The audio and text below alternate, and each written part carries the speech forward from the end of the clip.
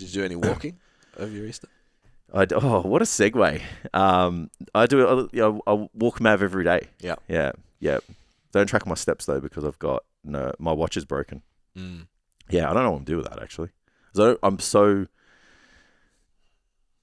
reluctant to buy another one because I know I'm going to buy a Garmin or an Apple Watch, and I just don't want to buy an Apple Watch just yet. So I don't have like $1,500. Fuck, they're that expensive. I think the good one is. It's crazy. Yeah, I know. But in saying that, tracking your steps is pretty important, and that's what we're going to talk about today. Because I get a lot of I use steps probably the most, like, to manage people's daily activity. But I also get like a few questions here and there, like how many steps should I be doing? Like when should I be doing them? What's the advantages of like tracking their steps? So I thought it'd be a really, really good topic to kind of just go in on and go like talk about like the application of it. Because even like the numbers, like I feel like people just like that 10,000 landmark like has just been something that's just been thrown across the board, but doesn't really have like real life application to everyone. Yep. So what we're going to do today is just like kind of go into the weeds and like everything and give everyone like some really good take homes to come back with. So if we were to explain in simple terms like why it's beneficial to track our steps, what would you say is the benefit to that? I'd say there's 3. Yep. First one's energy output. Yep. Which, when we're body composition coaches, matters. 2, it's, in my opinion, the best rehab exercise you can do. Yeah. Lowest friction, lowest barrier to entry. Yeah. And then 3, most of our clients are hyper-stressed, high achievers. Just going the fuck outside for a walk seems to that stress management element is huge. Yeah, absolutely. Yep, I agree. I agree with that. So I guess for the people at home, like your daily steps are part of like your non-exercise activity thermogenesis. Like, so it's activity throughout the day that's not prescribed through training. Yes, I know that like if you tell someone how many steps, like, let's just say it's like not like super intense. Yeah. Kind of exercise or like activity, we'll call it. Unless you live in Gisborne.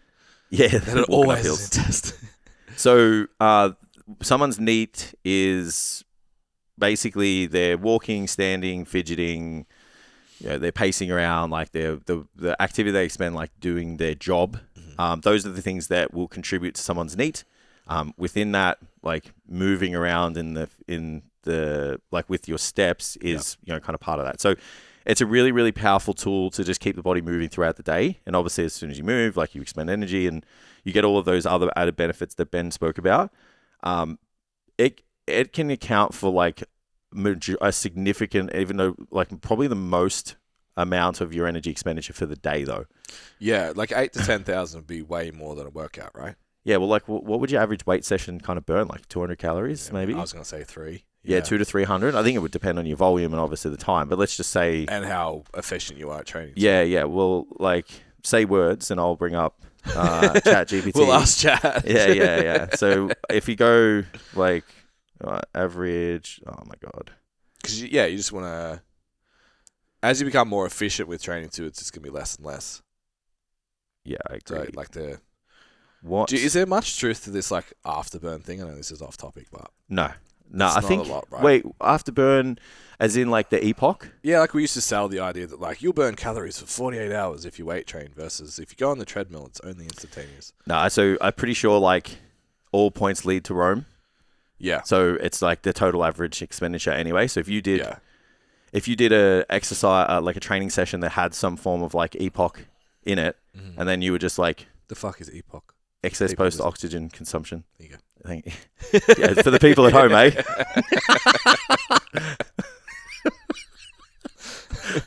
Just like throwing out acronyms that people are like, I don't know what that means. Yeah. Sounds good. So yeah, and then this person's just like burning like a steady calorie rate, like per unit of time. Those two people, like if they burn the same amount of calories, like just that's the same spot. Yeah. So this one may be like more efficient for someone who's strapped for time, who's willing to like work intensely for a period. Yep. And then this person may have the time and the capacity to just kind of work at a steady rate. It's like this person burns 500 calories and this person burns 500 calories. They're both going to burn the same amount of energy, right? So the average weight session, 200 to 300 calories an hour. Look at the boys. But that's light effort, so low rest, low volume. So heavy compounds, bro. 500 calories an hour.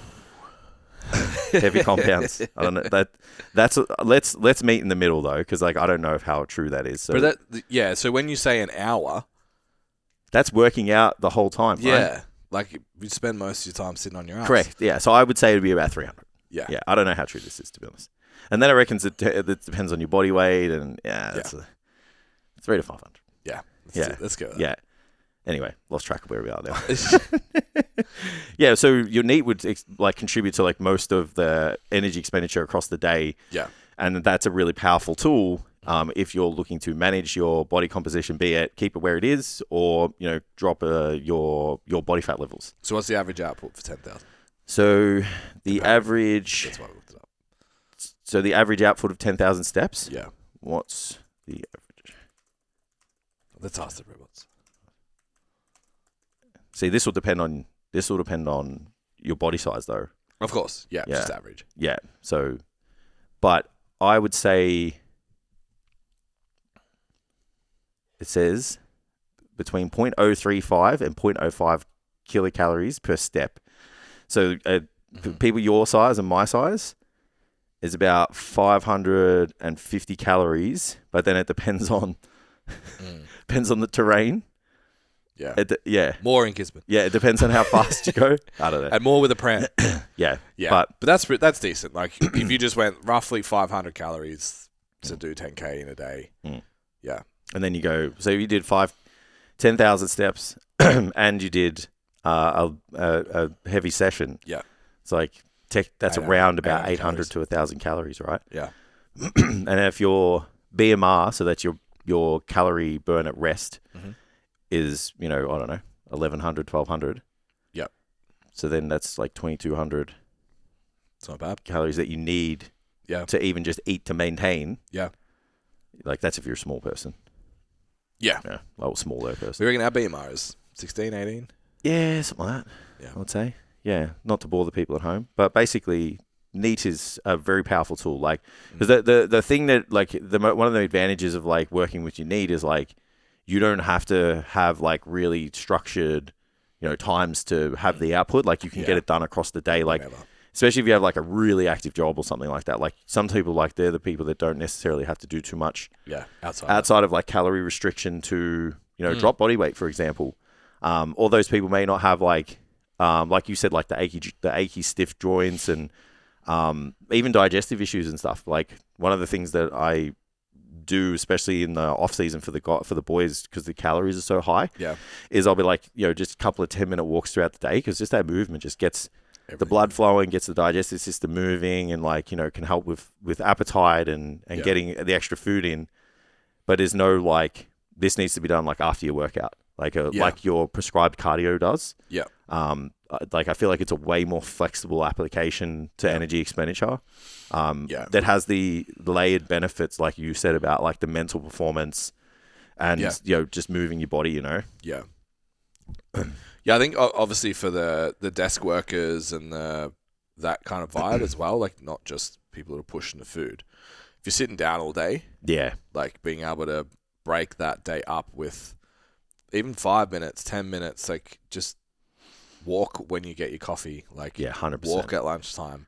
That I find that what feels like an arbitrary goal of like, say for an office worker, I'm like, if you just get close to like 8.5, it's pretty good. Yeah, we're going to talk about numbers shortly, because like I don't believe everyone needs the same. Yeah, that's enough to force you to see sunlight during the day, force you to get up and move and get all those added benefits, but also enough to create an energy gap. If you're trying to lose weight. Yeah, absolutely. So the next place I wanted to go is like, where did this 10,000 step number come from? Yeah. It's like, why walkathons? Why do we have that landmark? Why isn't it 8,000? Why isn't it 12,000? Like, why is it 10? So the origin came in the 1960s from a Japanese pedometer called Manpo-kei, and they actually called it, so the name is 10,000 steps meter. Yep. So it's not based on any science. It was a marketing number. Yeah, right. So they've just created a pedometer and called it the 10,000 steps meter. Yep. And then given it to everyone, and that has lasted forever. That's crazy. It's kind of like the knees over toes thing, right? Yeah, like how yeah. they did that one study and just measured It's bad. the integrity of like, what was it, like Olympic lifters, like knees pre and post meet, and they're just like, don't have your knees over your toes. Like, it's the same, yeah. That's fucking wild, right? So it does make for good marketing. Yeah, it is like a nice round number, and I know, like, they've just sat there and been like, people are stupid. Yeah. We need to give them a number, 10,000 right? sounds great. Yeah, like, it sounds way better than 9,200. Or like, just here's something that tracks your activity. Yeah, of course. Like, you need a goal. Yeah, it's like, give them a landmark. Gamify. Give it structure. Give it, that's it. Yeah. So I can see from a marketing perspective, like, it's crazy. I think, what book is it? Atomic Habits. So it goes into like how that reward system's like you can use it to your advantage. Hack it, yeah. And that's like even something as simple as like ticking a box. Yep. It's like that's rewarding. Yep. Like so people you want to tick the box more. Like remember when our check-ins and we had them on sheets, like it used to go green when you put the score. It's like the reason why I did that is because green is the reward. Yeah.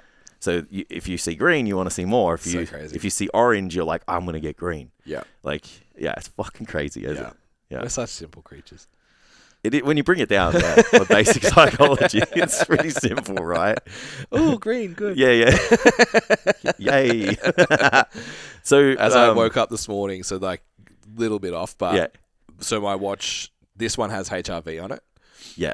But you have to wait X amount of days, 20 days or whatever, for it to have a baseline. And today was the first time it worked. And it was like in the green. I was like, finally. I am recovering. Yeah, and I can go train and everything. It's like, bro, you have never had it before. Yeah. Who cares? Yeah, I'm not getting bored into that data too much. There's been so many times where like, when I had that Morpheus. Yeah. Yeah, it was like, you shouldn't train today. And I'm like, I feel fine. I'm going to train today. Yeah. And like, that's not fucking happening, bro. Yeah. The sleep score gets me too. So, whoever made this is skinny. Yeah. And doesn't have body dysmorphia. Yeah. They can override. Yeah. That's it. Feeling a little bit flat today. So looking at the numbers, if you were to throw like a window, which I think is more valuable, it's about 7 to 10,000.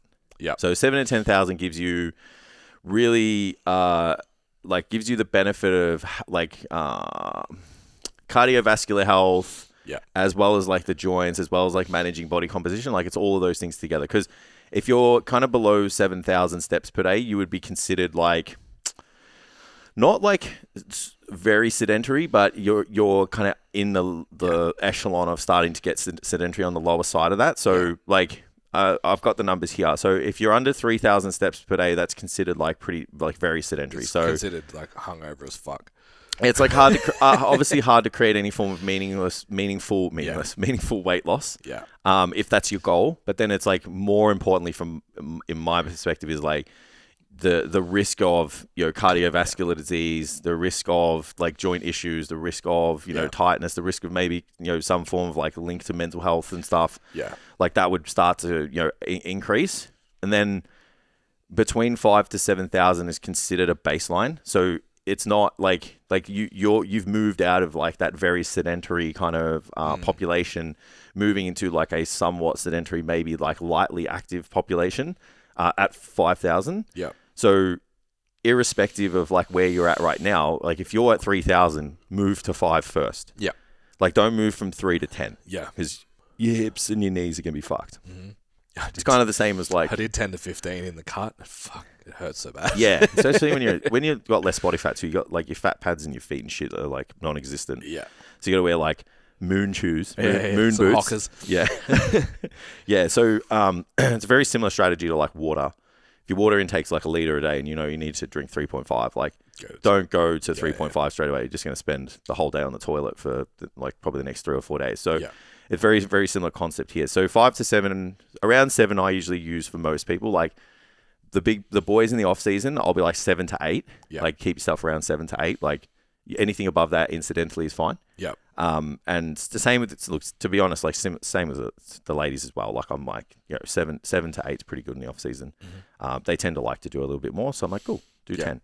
8 to 10 is the ideal range for most. It's not too extreme. It's very achievable. It's great for your cardiovascular health, great for body composition management.